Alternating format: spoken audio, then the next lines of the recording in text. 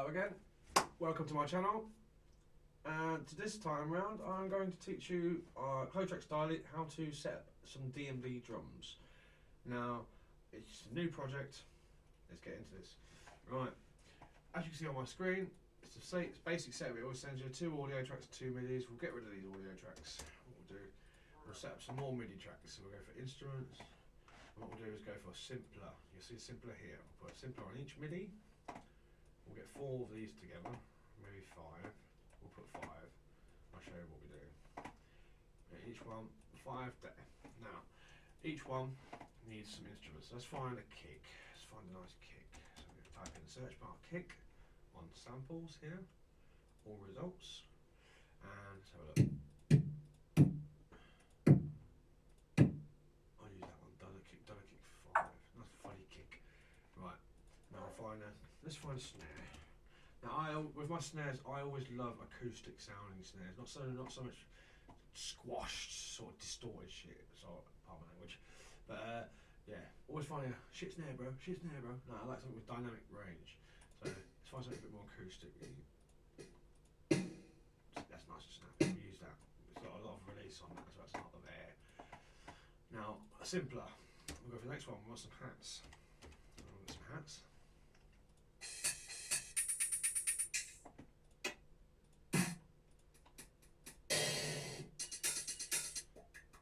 I don't like to use the samples as much, but we'll find some single hits somewhere else. Where's my single hits gone? Let's take the S off the hat. Yeah. There we go. There we go. Nice tight hat, closed hat. Now we'll use that one. Now we'll have some. What we need is some bells, ride bells. So we're going to type in bell and find a nice bell ride. Push that one, and then what else we need? We need let's put some percussion in, and we'll get fine to find some percussion. So something to add some character to the drum beat. I have to be quite spontaneous. Scroll, see what melody is, and search through. We'll find something that works. So give us a second.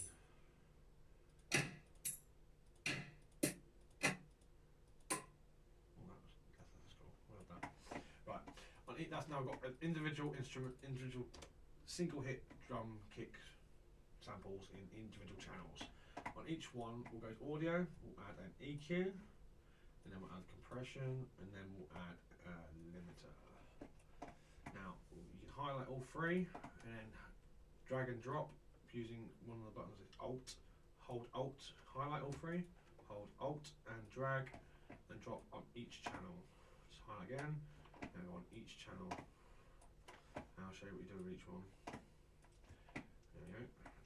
Now in a minute, we've got no MIDI drawn in. We'll just set up the basic. We'll get some MIDI drawn in now. We'll double click on the kick, the first one, the kick. We'll go in G. I love G. G's a good harmonic. We'll go for G, and we'll go tempo. So we can either go 174 or the half bass mapping, which is 87. So what we'll do, we'll go 87. I like doing 87. Same thing, 174, just half a map. But we'll go, so now we'll play this note. And what we'll do is we put on if you put it on each solid quantized note, it'll be house beat. That's really slow. But what we're doing is some swinging now to make the drum and bass kick swing. So what we'll do is take the second note of each one and make it just slightly off. Like that. Now you've got drum and bass kick. Basic drum and bass kick. Now we'll click on the drums, on the snare, here. Now add in G, the drum and bass snare on each second note where the kick was. Now add that play at the same time, and this is what you get. I've done it because I've done it 87. You have to click on these buttons here. While I've done that, if you want to squash that down, there's 2 here and there's 2 here. If you press the one with the one on the left side, that will just squash it and it puts it in place. It's just. Next one, closed hat. We go 1, 2. We go on. We put 1 on every 8th note or whatever you call it. Just see how on the screen. Add that in. Kick snare. Starting to groovy now. Ready? Right. You got a bell, and what I'll do with this is I'll have a note, but I'll make it like that, and I'll make it like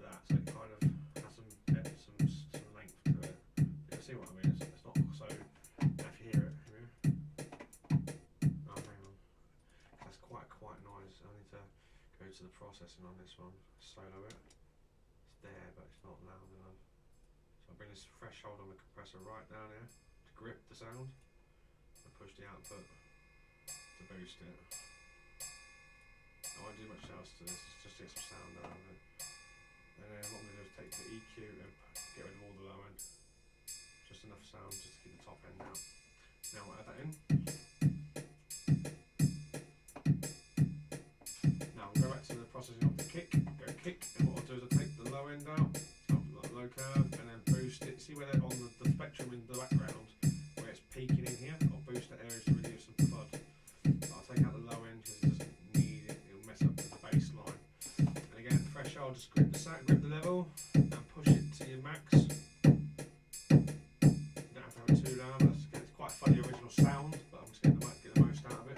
Go to our snare.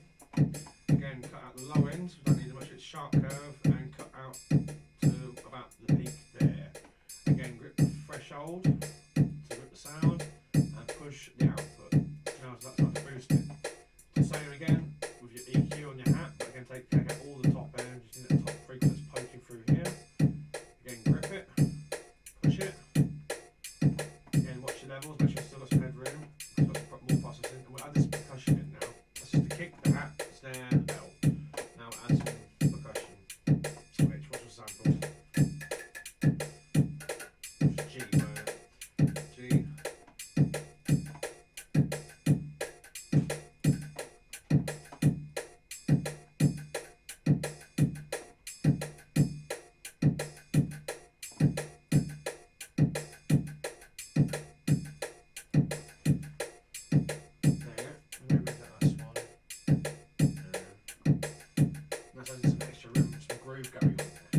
It's all still like quantized, but it's got something else going on there. So yeah, we'll go to the processing of that. Look at the frequency spectrum in the background of the EQ. See there's nothing in the low, but just take it out because you never know. It can just, it's like you can pop in and muddy your mix. Just keep that area clean. Okay, grip the threshold to boost it. And that there is just a raw MIDI pattern, so you have more control of your pitch range on the piano roll. You can change the pitch of it if you change your mind. What you're doing in, say you're making a track in G, and you think, oh no, but a bass line in C sounds much better.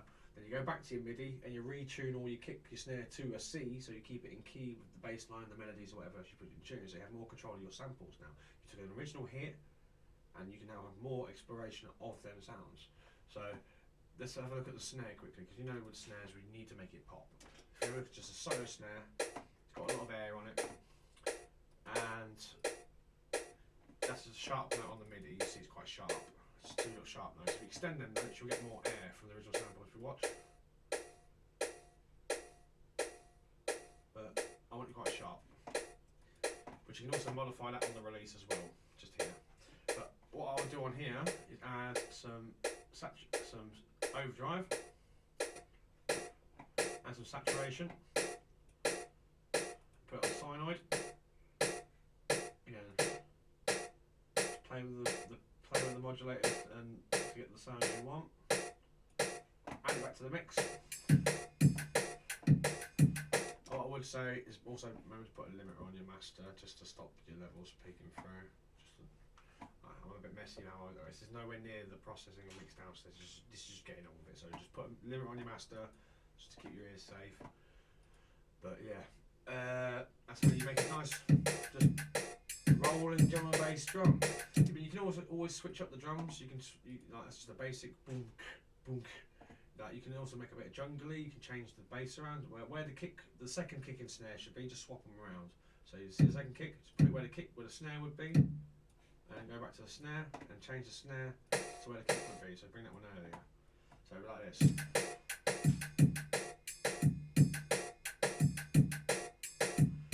And you might add another snare, and it goes a bit jungly. So many ways you can build it and construct it. It's up to you, but the basics there. It's just that's the basic drum and bass beat. With the swing, maybe keep even another trick. On the second bar, just keep it swinging. Just keep the beat swinging. It has more character for an extended bar.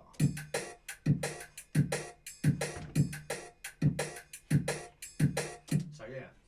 that's how to make a beat. This is how to get all set up. And then what I would do is also group up all the tracks. And what I'll do at this point, just is a creative tip for you, have an audio track and put that in the group. And then what I'll also say to you, go find a little drum loop, some little percussion. I know, find something. It's okay to use loops. Don't ever feel like you're cheating, because you need to tailor your sounds and you can find rhythms that you just can't get sometimes unless you really know what you're doing. And sometimes it's such a journey to learn everything. Don't be so hard on yourself. Just, you know, sometimes it's nice to use a sample. So what I'll do is go back to having percussion. Now what I'll do is I'm going to add some. Let's get some tablas on the go. Tabla. Turn that table. Tabla. Find some tablas. I ain't got any tablas, I am. No, I got any tablets, but I need some tablas. No, use some samples, okay. No criticism from me, you're okay too. Alright, we'll use that one. Anyway, what we'll listen to. We'll put that in the channel and we'll play it with the drums. So it's going quite quick, but you know, we'll go back to this 2-2 thing. You can extend it, go back here and click on the one on the right this time, and that will stretch it.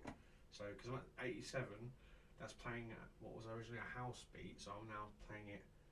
I'm now warping it to suit a drum and bass beat. So here we go.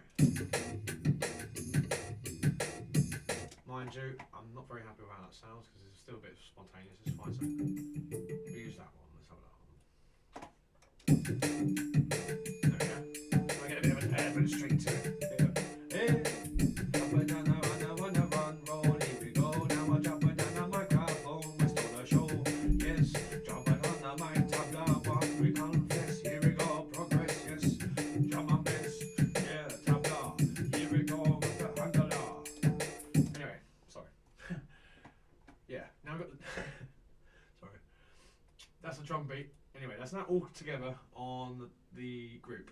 Now, all together, I'll add on top of that, for the final processing, a lovely tool that you get in Ableton 10. You can't get it in anything lower than Ableton 10. It only came in on Ableton Live 10. It's this thing called a drum bus. Such a lovely tool. Drop it onto your group of the drums, and that channel, when you minimise it, all together now. So now what this tool does, just compress it, bring down some out. And the good thing about this is everything you hear, you can control more dynamics of it with this drum bus. So if you bring this transients right back, you can make your drums really tight if you have listen. I'll push it to max. You're just taking all them transients and it's either getting the most of it or the less of it. And I like to keep it quite tight. I like to keep it quite strict. Depends how you want to do it in your automation throughout your design of the track, but it's just how it goes for me. But you can have a boom to it, this boom here, and because we're in G, it says G plus here, so it's already in key on the frequency. You can change that to the key you're using. And what this will do is add boom to your sub low end, the kick. It can add extra tail, so if you listen, I'm not sure if you can hear it as much on this, but you will notice it. The kick's quite fuddy, so I don't think it's going to be quite right. If you have like a nice subby, like subtle kick, it might add more like sound like an 808. You add that effect, but it hasn't shown much on this one this time. But we'll take that off. But yeah, transients, and that's just basically from scratch how to make bass and drum bass beat. Alright. Hope you enjoy. I hope it's been useful, and I hope it's been everything you probably needed to know on how to get your drums tuned to your preferences. Again, this is not the only way of doing it. There's many other ways of doing it except with drum racks, but this is just the way I would do it, so you can have more control of each individual intricate detail and drum hit and sample that you make in your overall track. It's nice to use loops, but again, it's how you apply them. Don't just use a drum loop and just, you know, what we all call cheating. Engineer your sound. Find some single hits, make some MIDI samples, integrate samples and loops in. Don't always settle for just using loops. Always try to apply techniques to make your own. And so when you've got more control of your sound, you can tune it to however you like. Make it however you like, whatever patterns you like. Loops are quite restricted. You can chop them up, and they're quite limited to how you can tune them. But this way I've taught you is the best way you can get into each individual element and have full control of them single hits and make the best use of them. Again, find your own creative process, have fun with it, and enjoy. So if you like the video, like, comment and subscribe, and I'll look forward to hearing from you in the future. Peace out, love, and enjoy everything Code Tracks. Peace, man.